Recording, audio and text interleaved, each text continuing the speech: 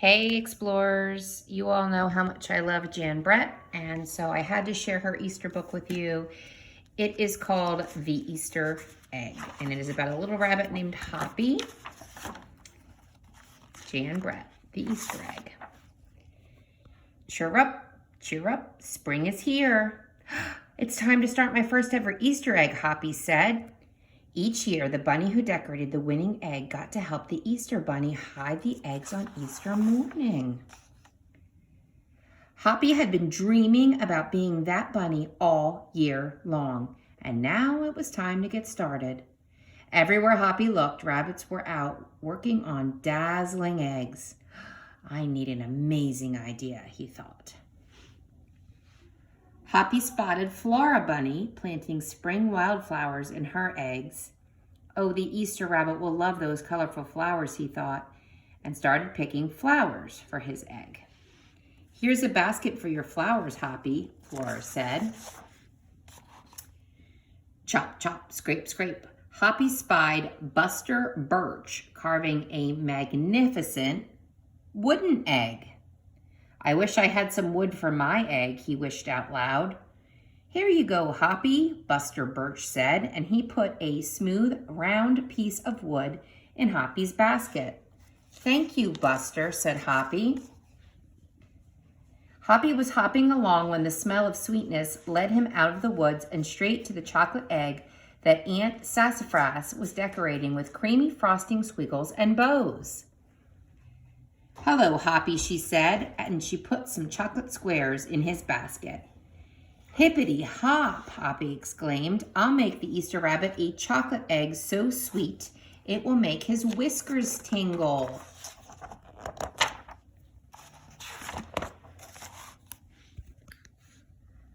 Then Hoppy saw Granny Irene decorating one of her fabulous story eggs. First, she traced a design on the egg with a special tool. Then she dipped the egg in pots of yellow, green, orange, and red dye, adding to the design each time. Hoppy couldn't believe his eyes. I'll never make an egg that beautiful, he told Granny Irene. She smiled. You should try, and she gave him one of her special tools. Hoppy was hopping by Hans Vanderrabbit's garden when he spotted an extraordinary egg. Hans was painting a portrait of the Easter rabbit so real that he looked alive. Fantastic, Hoppy exclaimed. Thank you, Hoppy, Hans said. Why don't you make a painting on your egg? And he gave Hoppy pots of paint and a fine brush. As Hoppy bounced along, a loud boing nearly knocked him off his feet. It was a whirling, twirling, mechanical egg. Whoa, Hoppy said. That's an unusual egg. Would you like to make one? Roberto asked. Hoppy tried hard, but the harder he tried, the more parts and pieces piled up around him. Thank you, Roberto, he sighed, but I think I better make the egg that is right for me. Hoppy hopped back to the woods and lay down under a tall tree. Making a beautiful egg is harder than I imagined, he thought. I guess I don't have to win. I just want to make an egg that I am proud of. Suddenly the woods rang with the squawking of birds sounding an alarm. Mother Robin swooped down, calling wildly as if she couldn't decide where to go. An egg had tumbled out of Mother Robin's nest. Inside the perfect blue egg was a baby robin that needed its mother to keep it warm until it hatched. Hoppy knew what he had to do. He sat down carefully and covered that blue egg with his soft, warm fur. I'll take care of you the best I can, he whispered. Relieved, Mother Robin chirped and settled down on her other two eggs. Hoppy never left the robin's egg. If it was sunny and warm, he carefully turned the egg in its nest of moss. If it was rainy and cold, he kept the egg covered and dry. At night, the wild animals passed by. Hoppy crouched down and stayed hidden in the ferns. Often he heard strange noises coming from above, but Hoppy didn't hop away. Every day the rabbits worked on their eggs. Tadpoles turned into frogs, buds swelled into leaves, and Easter came closer and closer. Finally, it was time for the rabbits to take their eggs to the glen.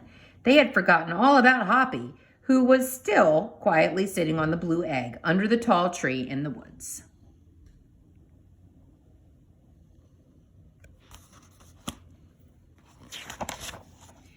Early the next morning, the rabbits waited for the Easter rabbit. Suddenly, a beautiful wagon rolled out of the mist.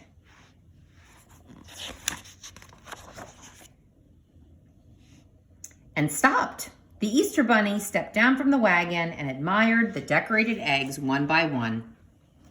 "You have brought me the most beautiful eggs in the world, but a very special one is not here," he told them. The rabbits were puzzled. Whose egg could it be? Do you know whose egg it could be? Look at what's happening with Hoppy. "Fill my wagon with your wonderful eggs," he said. "When I return, I will show it to you." And he disappeared into the woods. He came back with Hoppy, looking scruffled and bedraggled. "Hoppy has an amazing egg to be proud of," the Easter rabbit told them. "He has kept Mother Robin's egg warm and safe until her baby bird hatched and she could take care of it." The Easter rabbit placed the empty blue shell in the place of honor atop the wagon, and now they were ready to go.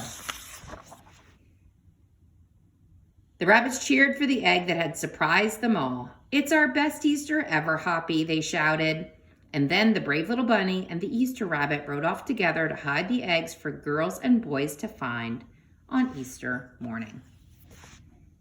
The end.